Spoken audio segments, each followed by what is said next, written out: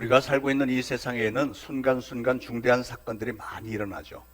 그 수많은 사건들 중에는 그 어떠한 기록이나 흔적도 남기지 않아서 사람들의 기억에서 사라져버리는 사건들이 있는가 하면, 반면에 사람들의 기억과 역사 속에 살아서 사람들을 두고두고 감격하게 만들고 기쁨을 샘솟게 하고 우리의 삶에 어떤 긍정적인 영향을 미치고, 그래서 우리 자신을 스스로 돌아보게 만들고요, 그래서 우리가 온전한 삶을 살 수 있도록 인도해 주는 역사들이 있습니다. 그 중에서도 우리 인생들에게 가장 중요하고 축복되고 감격적인 일들은 바로 우리가 믿고 따르는 예수 그리스도에 관련된 사건들이죠. 예수님의 탄생에서부터 죽음에 이르기까지, 그리고 부활하고 승천하시고 성령을 보내주신 그런 모든 일들, 너무나도 중요한 사건들이 성경 전체에 기록이 되어 있는데, 그 사건들은 우리 인생들에게 정말로 가장 소중한 역사들입니다. 왜냐하면 우리 예수님은 과거 어느 시점에 잠시 살다가 그냥 사라져버린 분이 아니기 때문에 그렇죠. 우리 예수님은 우리 역사의 한가운데 지금도 우뚝히 살아계십니다. 아니, 그분은 승천하신 후에 성령님을 우리에게 보내주셔서 현재 이 세상에서 숨을 쉬면서 살고 있는 우리 모두의 삶 속에서 여전히 역사의 장면들 가운데서 하나님의 경륜과 섭리와 계획을 다 이루고 계십니다. 우리는 날마다 그 예수님과 성령님과 관계를 맺으면서 우리 하나님의 뜻을 따라서 살려고 애를 쓰고 있습니다. 그런 우리들을 가리켜 세상 사람들은 그리스도인이다 이렇게 부르는 거예요. 그리스도인. 예수 그리스도를 믿고 따르며 그분과 관계를 맺으면서 예수님의 뜻에 따라 살려고 애를 쓰는 사람들, 그게 바로 그리스도인들입니다. 저는 이 호칭이 얼마나 감사하고 영광스러운지 모르겠습니다. 그리스도인. 그래서 이런 찬양을 할 수 있죠. 살아계신 주, 나의 참된 소망, 걱정 근심 전혀 없네. 사랑의 주, 내 갈 길 인도하니, 내 모든 삶의 기쁨 늘 충만하네. 아멘. 특히 오늘 우리는 예수님께서 이 땅에 인간의 육신을 입고 오셨던 2023년 전의 그 성탄을 기억하면서 성탄 주일 예배로 드리고 있습니다. 여러분, 예수님의 성탄의 진리라고 하는 것은 우리 그리스도인들의 삶 속에 언제나 살아있습니다. 성탄의 기쁨과 영광은 지난 2000여 년 동안, 그리고 오늘도 우리 그리스도인들에게 빛을 주고 힘을 주고 용기를 주고 소망을 주는 사건입니다. 그리고 멋진 승리의 삶을 매일매일 창조해내고 있습니다.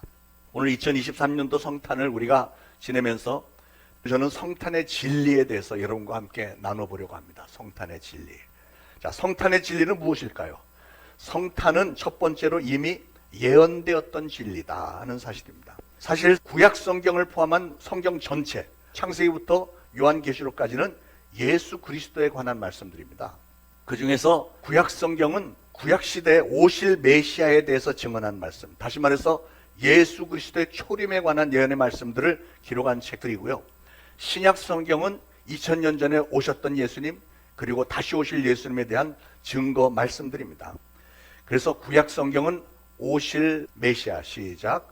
구약 성경은 오실 메시아, 신약 성경은 오신 예수님, 그리고 다시 오실 예수님, 시작. 신약 성경은 오신 예수님, 그리고 다시 오실 예수님. 아멘. 예수님은 이 사실을 가리켜 요한복음 5장 39절에 너희가 성경에서 영생을 얻는 줄 생각하고 성경을 상고하거니와 이 성경이 곧 내게 대하여 증거하는 것이로다. 예수님이 그렇게 말씀하셨어요. 성경책 전체는 바로 예수님에 대해서 증거하는 것이로다. 예수님의 탄생은 사실 예수님이 오시기 이미 오래전부터 구체적으로 예언이 되어 왔습니다. 구체적으로 몇 가지를 좀 보면요, 첫 번째로 예수님의 탄생의 방법에 대해서 예언했습니다. 이사야서 7장 14절에 보니까 보라, 처녀가 잉태하여 아들을 낳을 것이요 그랬죠. 이것은 예수님이 탄생하시기 740여 년 전에 이사야 선지자를 통해서 주셨던 예언의 말씀입니다. 이미 오래전에 다 기록되어 있던 그 말씀이 740년 후에 예수님 탄생과 함께 이루어진 거죠. 자, 그리고 예수님의 이름도 예언이 됐습니다. 같은 이사야서 7장 14절에 그 이름을 임마누엘이라 하리라 그랬어요. 임마누엘. 임마누엘이라고 하는 이름은 하나님이 우리와 함께 계시다는 뜻입니다. 천사 가브리엘은 마리아와 정혼했던 청년 요셉에게 현몽할 때 마태복음 1장 21절에 아들을 낳으리니 이름을 예수라 하라. 이는 그가 자기 백성을 저의 죄에서 구원할 자이심이라. 그러니까 아기의 이름을 예수라고 하라고 천사를 통해서 이미 지시를 하셨습니다. 이 천사의 예언은 누가복음 1장 31절에서 마리아에게 먼저 주셨던 동일한 예언이죠. 그리고 또 예수님의 탄생의 시기와 나라와 장소가 예언되었습니다. 자, 예수님의 탄생의 시기는 히브리서 7장 2절에 이 모든 날 마지막에 라고 했고요. 에베소서 1장과 갈라디아서 4장에는 때가 찼을 때라고 했고, 오늘 마태복음 2장 1절에서는 헤롯 왕 때라고 그랬습니다. 누가복음 2장 1절 이하에 이때 가이사 아구스도가 영을 내려 천하로 다 호적하라 하였으니 이 호적은 구레뇨가 수리아 총독되었을 때 첫 번 한 것이라. 이렇게 기록했죠. 바로 이 시점에서 예수님이 탄생하신 겁니다. 두 번째로 예수님이 탄생할 나라는 유대라고 했습니다. 그 예언에 따라서 마태복음 2장 1절에 실질적으로 예수님이 태어나셨던 때와 장소는 헤롯 왕 때에 예수께서 어디에서? 유대 베들레헴에서 나심에 오래전에 예언됐던 그대로 유대 베들레헴에서 탄생하신 거예요. 그리고 세 번째로 예수님이 탄생하는 지역까지 예언하기를 베들레헴에서라고 했는데 그건 미가 선지자를 통해서 이미 주셨던 예언이죠. 미가서 5장 2절에 베들레헴 에브라다야 너는 유다 족속 중에 작을지라도 이스라엘을 다스릴 자가 내게서 내게로 나올 것이라 그의 근본은 상고의 태초이니라 그랬습니다. 헤롯 왕도 예수님께 경배하러 왔던 동방 박사들 때문에 제사장과 서기관들이 이 말씀을 들이대면서 베들레헴이다 해서 헤롯 왕도 그것을 알게 됐죠. 자, 더 거슬러 올라가서 창세기로 올라가 보면요, 창세기에도 예수님에 대한 예언이 있어요. 에덴 동산 시절로 올라가면 예수님은 여자의 후손으로 오실 것이다 그랬습니다. 창세기 3장 15절에 여자의 후손은 내 머리를 상하게 할 것이다 이랬습니다. 여자의 후손이라는 게 무슨 뜻이죠? 세상 모든 사람들은 사실은 남자의 후손이죠. 남자 없이 자녀가 태어날 수 없습니다. 아버지 없이 태어날 수 없는데, 그런데 이미 태초에 에덴 동산에서 하나님은 예언 말씀하시기를 남자를 거치지 않고 여자의 후손으로 이 땅에 오실 이가 있는데 그분이 마귀의 머리를 상하게 할 것이라. 태초부터 이미 하나님은 작정하셨고 말씀을 주셨던 겁니다. 그분이 바로 남자를 거치지 않고 성령으로 마리아에게 잉태되신 예수님을 가리키는 말이죠. 예수님이 이 땅에 오셔서 우리 모든 인류의 죄를 대신해서 십자가에서 형벌을 받아 죽으셨고 그리고 사흘 만에 부활하셨습니다. 그 부활의 사건이 바로 마귀의 머리를 상하게 한 사건입니다. 무슨 말이냐면 마귀가 가진 많은 권세가 있죠. 마귀는 질병을 옮기기도 하고 사고를 일으키기도 하고 어떻게든지 우리를 죽이려고 하는 게 마귀의 목적인데요. 그래서 마귀의 가장 큰 무기는 죽음이라고 하는 무기예요. 죽음. 사람들은 죽음 앞에서 벌벌 떱니다. 그래서 마귀는 예수님도 죽여버리면 자기가 이긴다고 생각을 하고 예수님을 십자가에 못 박아 죽인 거예요. 예수님은 기꺼이 그 십자가의 길을 가셨고요. 그러나 사흘 만에 부활하셨습니다. 죽음의 권세를 이기고 부활하시는 순간에 마귀가 가졌던 가장 큰 죽음의 권세를 이기고 부활하셨기 때문에 영의 세계에서 질서가 확 잡히는, 마귀는 예수님 앞에 그 이후로는 무릎을 꿇은 자가 되고 마는 겁니다. 그래서 장차 다시 오실 예수님은 마귀를 붙잡아서 마침내는 저 지옥 유황불못에 던져놓을 것을 또한 약속을 하셨습니다. 여자의 후손으로 오신 예수님이 마귀의 머리를 상하게 할 것이라고 하는 말씀의 뜻이 바로 그거예요. 결국은 마귀를 붙잡아서 지옥 유황불못에 던져놓을 것을 이미 창세기 때 에덴 동산에서 예고하신 겁니다. 그래서 하나님의 아들이 나타나신 것은 마귀의 일을 멸하리 하심이라. 요한일서 3장 8절 말씀에 있잖아요. 그리고 갈라디아서 4장 4절에도 때가 참에 하나님이 그 아들을 보내사 여자에게서 나게 하시고 그랬어요. 성경은 또 예수님에 대해서 계속 증거하기를 예수님은 아브라함의 자손으로 오실 것이고 이삭의 자손으로 야곱의 자손으로 오실 것을 예고했고요. 그 다음에는 유다 지파에서 오실 것이고 다윗의 위를 상속할 자로 오실 것을 예언을 했습니다. 그래서 마태복음 1장 1절에 모든 예언들을 다 성취하면서 태어나신 예수님에게 증거하면서 마태복음 1장 어떻게 시작하죠? 아브라함과 다윗의 자손 예수 그리스도의 세계라. 이게 다 짜맞춰 들어가지는 거예요.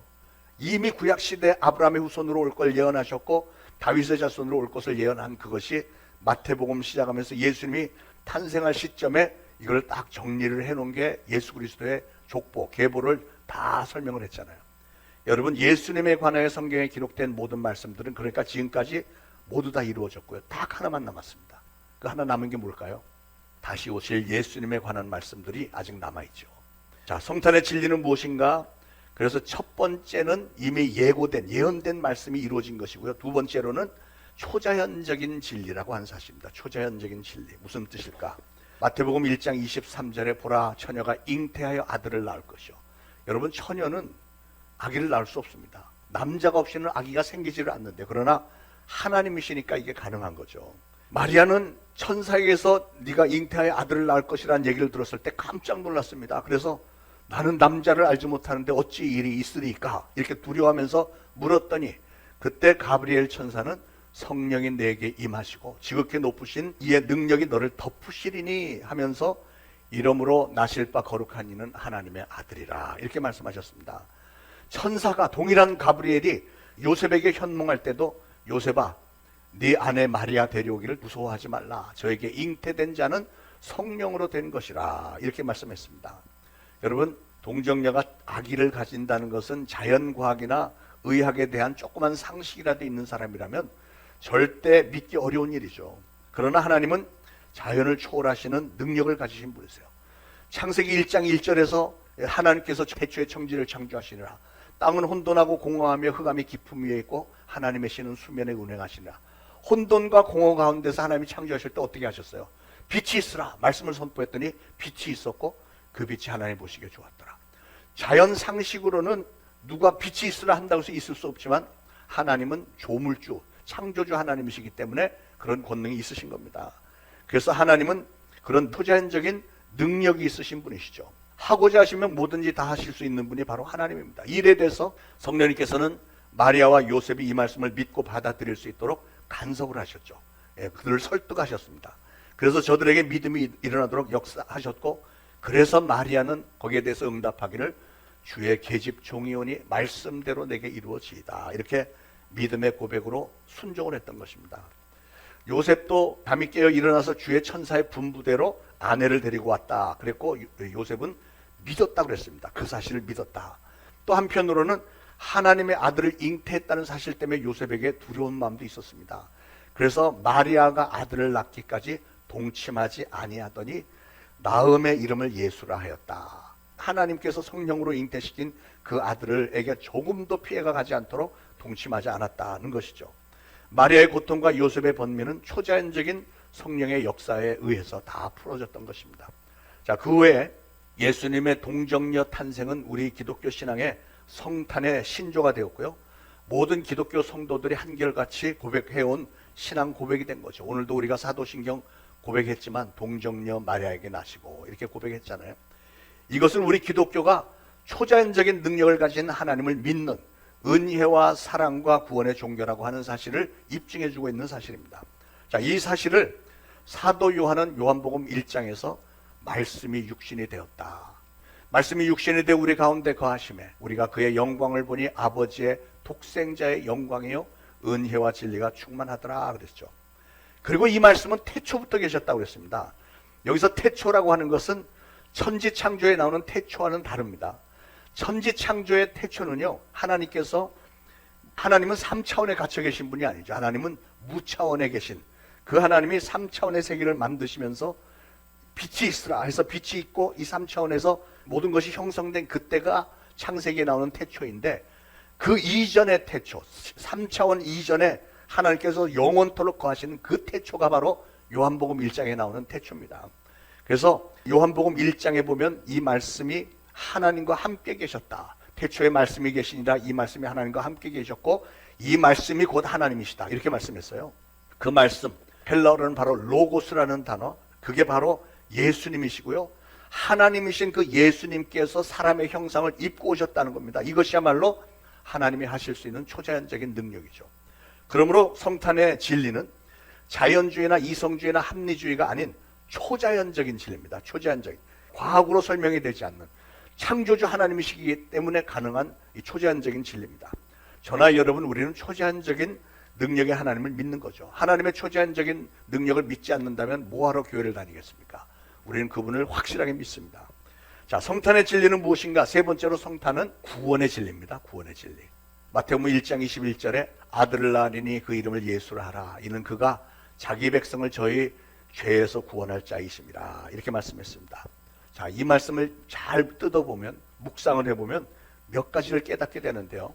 여기서 첫 번째, 예수님의 성탄은 예수님이 자기 땅에 자기 백성을 찾아오신 것이다 하는 것입니다. 요한복음 1장 11절에도 자기 땅에 자기 백성이라는 동일한 단어를 썼고요.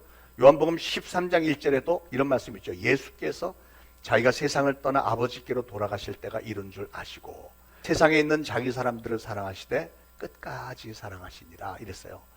세상에 있는 자기 사람들, 세상에 있는 자기 백성들, 하나님의 자녀된 저와 우리를 사랑하시되 예수님은 우리를 언제까지 사랑하세요? 끝까지 사랑하신다. 이게 얼마나 감격스러운 말씀입니까? 그 예수님, 그 하나님은 여러분을 끝까지 사랑하시는 줄 믿으시기 바랍니다. 우리 인간들의 사랑은 한계가 있어서 좋을 때는 그렇게 사랑하다가도 뭐 한 가지만 비틀어지면 원수처럼 막 헤어지는 일들이 얼마나 많습니까? 우리가 아무리 누구를 사랑한다고 해도 이게 오래 가기가 힘들어요. 그런데 우리 예수님은 우리를 사랑하시되 끝까지 사랑하시는 줄 믿으시기 바랍니다. 자, 이 땅에 살고 있는 우리 인간들은 바로 예수님이 사랑하시는 백성이고 하나님의 자녀이고요. 그 백성을 구원하시기 위해서 찾아오신 사건이 바로 이 성탄이라는 사건입니다. 그런데 세상에 있는 자기 백성은 죄인이라고 그랬어요. 요한복음 1장 11절에 자기 땅에 오매 자기 백성이 영접지 아니하였다 그랬습니다. 예수님은 자기 땅에 있던 그 백성을 가리켜서 여러 가지 이름으로 불렀는데요. 잃어버린 아브라함의 자손이다, 병든 자다. 또 사도 베드로는 베드로전서 2장 25절엔 너희가 전에는 양과 같이 길을 잃었더니 이제는 너희 영혼의 목자와 감독 되신 이에게 돌아왔느니라 이런 말씀했어요. 그러니까 병든 자, 길 잃은 양들, 우리 인생들을 예수님이 직접 찾아오신 사건이 바로 성탄이라는 것입니다. 성탄. 오늘 우리가 그 사건을 기념하면서 축제를 하는 것입니다. 자, 세 번째로 그의 오심은 이런 죄인을 구원하러 오셨다 그랬어요. 누가복음 19장 10절에 인자가 온 것은 잃어버린 자를 찾아 구원하려 함이라. 마가복음 2장 17절에도 건강한 자에게는 의원이 쓸데없고 병든 자에게라야 쓸데있느니라. 내가 의인을 부르러 온 것이 아니요 죄인을 부르러 왔노라. 그래서 사도 바울도 말하기를 미쁘다 모든 사람이 받을 만한 이 말이요 그리스도 예수께서 죄인을 구하시려고 세상에 임하셨다 하였도다. 그렇게 고백을 했습니다. 네 번째로 그러면 죄인을 어떻게 구원하였는가 보니까 예수님 자신의 목숨을 대속물로 내어주심으로 우리의 죄를 대신해서 죄의 형벌을 받으신 겁니다. 그래서 마가복음 10장 45절에 인자에 온 것은 섬김을 받으려 함이 아니라 도리어 섬기려 하고 자기 목숨을 많은 사람들의 대속물로 주려 함이니라. 여러분 대속물이 뭘까요? 대속물. 그 옛날에는 노예제도가 있었잖아요. 노예제도. 그런데 노예 중에서 저 노예를 내가 해방시키기를 원하면 뭐를 해야 되냐면 돈을 주고 노예를 내가 사서 노예를 풀어줘야 되는 거예요. 그래서 그 내가 돈을 주고 노예를 사는 그거를 대속물이라고 하는 거예요. 진자는 이긴 자의 종이라고 성경은 말씀하는데 진자는 이긴 자의 종이라는 것은 옛날에 전쟁을 하면 이긴 나라가 진 나라 백성들을 끌어다가 노예로 불어먹죠. 그래서 진자는 이긴 자의 종이 되는 거예요. 영적으로도 영적인 싸움에 우리는 마귀와 전쟁을 하는데 우리가 마귀에게 속아서 죄에 빠졌다. 그럼 우리는 진자가 되는 거예요. 그래서 우리가 진자는 죄를 졌기 때문에 마귀의 종 노릇을 할 수밖에 없는 그런 존재가 되는 겁니다. 그래서 죄로 인해서 마귀의 종이 되어버린 우리 인간들을 사시기 위해서 언제부터 그렇게 됐다고요? 에덴 동산에서 우리의 조상 아담이 범죄한 이후로 그 이후로 태어나는 모든 아담의 후손들은 전부 죄인으로 태어나고 마귀의 종으로 태어난 겁니다. 그런 우리를 다시 사셔서 우리를 자유의 몸으로 풀어주시기 위해서, 다시 말해서 우리를 구원해 주시기 위해서 예수님이 이 땅에 오셨는데요. 예수님은 우리를 어떤 방법으로 사셨죠? 죄의 삭은 사망이라고 하나님 말씀하셨습니다. 죄의 삭은 사망이다. 죄를 지었으면 반드시 죽음으로 갚아야 되는 거예요. 내가 죄를 지었으면 내가 죽는 게 마땅하지만 그런데 감사하게도 하나님은 내 죄를 대신해서 다른 사람이 대신 죽어주는 법을 허용을 하시는 거예요. 그래서 구약시대에는 양을 잡아서 내 죄를 대신해서 양을 하나님에게 바침으로 우리가 죄사함을 받았죠. 그런데 양은 유효기간이 있는 거예요. 지난날의 죄만 용서를 받을 수 있지, 그리고 양 한 마리 갖고 어떻게 인간의 죄를 구원을 합니까? 그러니까 그는 상징적인 것이었고 결국은 하나님의 아들, 독생자이신 예수님이 하나님의 자격이지만 그러나 인간의 신분으로 오셔서, 왜냐하면 죄는 인간이셨으니까 인간의 신분으로 오셔서 그 하나님이신 예수님이 대신 죽어주심으로, 죄의 삭은 사망이니까요, 죽어주심으로 우리의 죄값을 다 치러주시고 우리를 죄로부터 자유롭게 해주신 겁니다. 우리에게 죄 용서받을 길, 구원을 받을 수 있는 길을 열어주신 겁니다.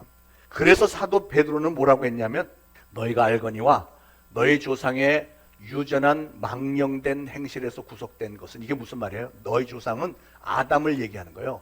아담으로부터 유전되어진 망령된 행실에서, 그러니까 아담의 죄로부터 우리가 구속된 것은 은이나 금같이 없어질 것으로 한 것이 아니오 오직 흠없고 점없는 어린 양 같은 그리스도의 보배로운 피로 한 것이니라. 무슨 말인지 아시겠죠? 예수 그리스도가 피를 흘려 죽어주심으로 마귀의 노예되었던 나를 사셨기 때문에 나는 이제 하나님의 자녀가 되었다. 나는 이제 구원의 반열에 서게 되었다. 그런 뜻입니다. 바로 이것이 성탄의 복음이라는 거예요. 누가복음 2장 10절에 천사가 이르되 무서워 말라, 보라 내가 온 백성에게 미칠 큰 기쁨의 좋은 소식을 너에게 전하노라. 참 기가 막힌 표현 같아요.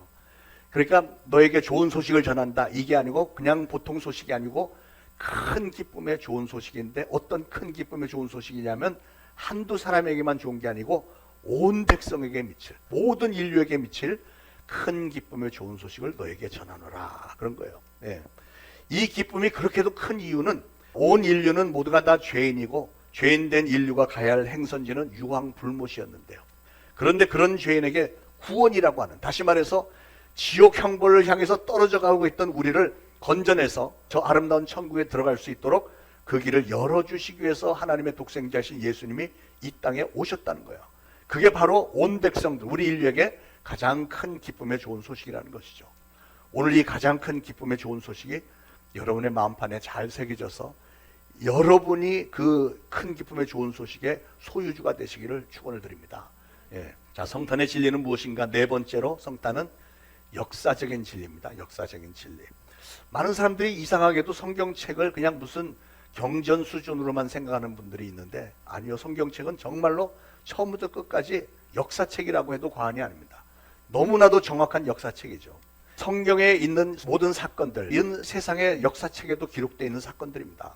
유대의 권위 있는 역사가 요세푸스의 사기에도 예수님의 탄생에 대해서 이렇게 표현했어요. 이때 예수라고 하는 지혜로운 사람이 있었다, 이렇게 기록을 했고, 로마의 역사가 타키투스는 네로 황제가 기독교를 박해한 것에 대해서 설명을 하면서 예수 그리스도에 관해 기록하기를 그리스도인이라고 하는 큰 무리가 있었다. 그 이름은 베리오 황제 때 유대 감사 본디오 빌라도에게 처형된 그리스도라고 하는 사람에 의해서 유래하였는데 하면서 예수님이 십자가에 달려 돌아가신 사건을 기록해 놓은 거예요. 그러니까 성경뿐만이 아니라 세계 역사 가운데 이런 모든 사건들이 다 기록되어 있다고 하는 것입니다. 성경은 예수님의 탄생의 역사에 대해서 마태복음 2장에 헤롯 왕 때 예수께서 유대 베들레헴에서 나셨다, 이렇게 기록했죠. 이 헤롯 왕이라고 하는 사람이 그 당시에 실제적인 인물, 실제적으로 왕으로 군림했던 인물이 확실한 것처럼 그 당시에 예수님이 탄생하셨던 것도 확실한 역사적인 사실이라는 것이죠. 로마의 황제 가이사 아구스토는 성경에는 그렇게 기록이 되어 있지만 가이사는 시저입니다. 시저. 로마의 황제가 시저잖아요. 시저. 아구스토는 어거스투스, 시저 어구스투스라고 하는 황제가 천하의 호적령을 내렸는데, 구레뇨가 수리아에 총독이 되었을 때 첫 번째 호적령을 내린 것이 역사적인 사실이고, 그러니까 그게 역사적인 사실인 만큼 그때 호적령을 따라서 호적하러 예루살렘에 올라갔던 요셉이라는 사람과 그와 정혼했던 마리아라고 하는 이 사람이 베들레헴으로 올라가서 아기를 탄생한 것이 이게 역사적인 사실이라는 거예요. 그리고 베들레헴의 어느 마구간에서 아기가 탄생했다는 기록이 역사적인 사실이라는 겁니다. 무엇보다도 예수님의 탄생이 역사의 신기원이 되어버린 사건이, 이거는 그 누구도 부인할 수 없는 역사적인 진리라는 것을 증거를 합니다. 역사라고 하는 것은, 우리가 지금 2023년도에 살고 있다는 것은 무슨 말이냐면 예수님이 탄생한 날로부터 2023년이 지났다고 그 얘기예요. 예수님이 탄생한 그 순간을 기점으로 해서 그 이전은 기원전이라고 얘기를 하고요, BC를 쓰죠. 주전이라는 표현을 합니다. 주전.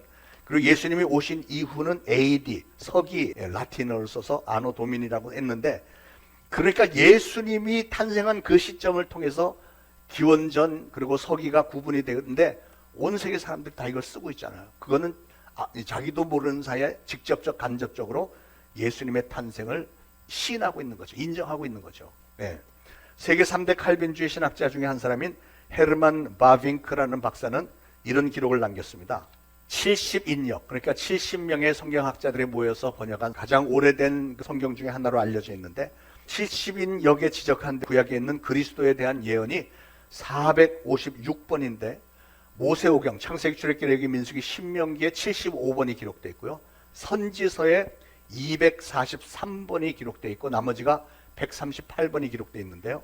그러니까 모세오경과 선지서, 기원전 700년부터 그 이전으로 거슬러 올라가서 기록이 300번이 더 넘게 기록이 되어 있다. 그래서 이런 구약의 예언은 예수 그리스도의 탄생과 33년의 지상에서의 삶과 십자가의 죽음과 부활 이런 모든 것과 더불어 실질적인 역사적인 사실이다 하는 증거들입니다. 제가 오늘 성경 구절을 굳이 이렇게 많이 막 나열하고 보여드리는 것은 이게 실질적으로 있었던 역사적인 사건이라는 것을 알려드린 거예요. 사랑하는 여러분, 오늘 말씀을 정리하겠습니다. 하나님은 태초에 천지를 창조하셨을 때부터 저 에덴 동산에서 범죄했던 아담에게 예수 그리스도께서 세상에 오실 텐데 어떻게 오시냐면 여인의 후손으로 오셔서 뱀의 머리를, 마귀의 머리를 상하게 할 것을 이미 계획을 세우셨고 거기에 대해서 예언을 주셨습니다.